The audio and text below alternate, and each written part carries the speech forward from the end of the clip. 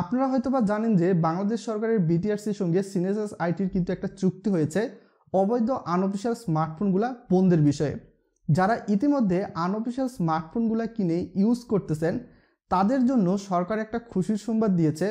আপনি যে আনঅফিশিয়াল স্মার্টফোনটা ব্যবহার করতেছেন সেই স্মার্টফোনে হয়তোবা আপনার জিপি, রবি, এয়ারটেল, টেলিটক যেই কোম্পানির হয়তোবা সিম যুক্ত রয়েছে, তো সেই সিমের মাধ্যমে কিন্তু আপনি বিভিন্ন সিম কোম্পানির নেটওয়ার্কের সঙ্গে যুক্ত রয়েছেন এবং আপনি যদি সেই সিমটি আনঅফিশিয়াল স্মার্টফোনে তুলে ব্যবহার করেন, তো সেক্ষেত্রে যার নামে সিমটি নিবন্ধিত থাকবে আপনার আনঅফিশিয়াল স্মার্টফোনটাও কিন্তু তার নামে নিবন্ধিত হয়ে যাবে, অর্থাৎ আপনার ফোনটা তখন বৈধ হয়ে যাবে।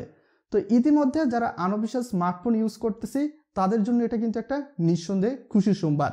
1 জুলাই থেকে এনিয়া অ্যাপটা চালু হবে। প্রত্যেকটা মোবাইল অপারেটর তার নেটওয়ার্কে যে সেটগুলো অ্যাক্টিভ আছে এই সবগুলো সেটকে কিন্তু রেজিস্টার করবে। দেখবে যে এনআইডির নামে ওই মোবাইল নাম্বার নামে ওই হ্যান্ডসেট আইএমআই নাম্বারটা তখন কিন্তু অটোমেটিক্যালি রেজিস্টার্ড হয়ে যাবে।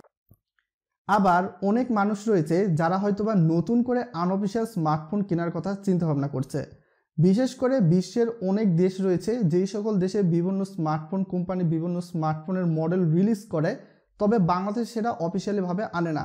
তো আপনার যদি চিন্তাভাবনা এইরকম হয়ে থাকে সেক্ষেত্রে আপনি চাইলে 2021 সালে 1 জুনের পূর্ববর্তী সময়ে আপনি যদি আনঅফিশিয়াল স্মার্টফোন কিনে থাকেন এবং সেই স্মার্টফোনে যদি বাংলাদেশি সিম ব্যবহার করেন এবং নেটওয়ার্কে যুক্ত হয়ে যান, সেই স্মার্টফোনটাও কিন্তু অটোমেটিক নিবন্ধিত হয়ে যাবে। অর্থাৎ যার নামে সিমটা থাকতেছে আপনার আনঅফিশিয়াল স্মার্টফোনটাও তার নামেই নিবন্ধিত হয়ে যাবে। তবে 2021 সালের 1 জুন এর পরবর্তী সময় কিংবা 1 জুন থেকে আপনি যদি আনঅফিশিয়াল স্মার্টফোন কিনে থাকেন সেক্ষেত্রে সেই স্মার্টফোনটা কিন্তু পরবর্তীতে আর নিবন্ধিত করতে পারবেন না।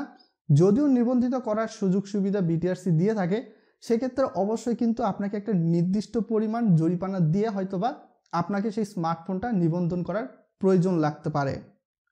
একটি পরিসংখ্যানে দেখা গিয়েছে বাংলাদেশে প্রায় 20 থেকে 25% গ্রাহক আনঅফিশিয়াল স্মার্টফোন ব্যবহার করে। এতে করে সরকার কিন্তু বিপুল পরিমাণ একটা রাজস্ব হারিয়ে থাকে এবং এই জন্যই কিন্তু বাংলাদেশ সরকারের বিটিআরসি সিনেসাস আইটির সহায়তায় আনঅফিশিয়াল বা অবৈধ স্মার্টফোন বন্ধের ব্যাপারে বিশেষ করে এখন জোর দিচ্ছে। আবার অনেক প্রবাসী ভাই এবং বোনেরা রয়েছে যারা হয়তোবা দেশের বাহির থেকে নিকট আত্মীয় স্বজনের কাছে 2-3টা করে স্মার্টফোন নিয়ে আসে। তো এইরকম ঘটনা যদি হয়ে থাকে তাহলে আপনি চাইলে আপনি যখন যে বিমানবন্দর দিয়ে বাংলাদেশে প্রবেশ করবেন, তো সেক্ষেত্রে সেই স্মার্টফোনের যে আইএমইআই নাম্বারটা রয়েছে সেই স্মার্টফোনের আইএমইআই নাম্বারটা বিমানবন্দরের একটা নির্দিষ্ট কাউন্টার থাকবে, সেই কাউন্টারে আপনি দিয়ে সরাসরি সেই স্মার্টফোনটাকে নিবন্ধিত করে নিতে পারবেন। তবে এখানে একটা কথা বলে দেই, আপনি যদি 2টার বেশি ফোন আনেন সেক্ষেত্রে কিন্তু আপনাকে শুল্ক দিয়ে তারপরে সেই ফোনগুলো নিয়ে আসতে হবে।